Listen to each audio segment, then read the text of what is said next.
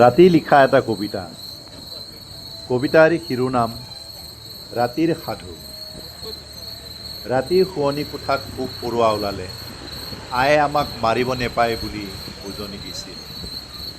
পাছে পোক পৰুৱাবোৰ ৰাতিনো ওলাই কিয় বুজি পোৱা নাছিল।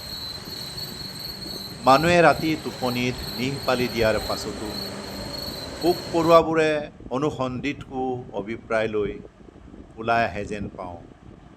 হয়তো মানুহৰ সম্পৰ্কে সিহঁতৰ গোপন অনুসন্ধান। জীৱশ্ৰেষ্ঠ মানুহৰ ভাগৰ লাগে সহজে, টোপনি আহে দিন ৰাতি, আৰাম প্ৰিয় মানুহেতো নাকত তেল দি শুই ভাল পায়।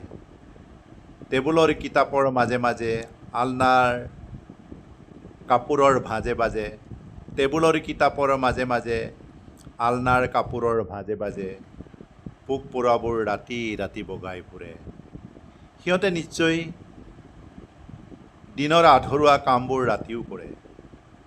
হয়তো অন্বেষণ কৰে মানুহৰ জীৱন সম্পৰ্কে, সপোন দেখে মানুহৰ নিচিনাকৈ জীয়াই থকাৰ।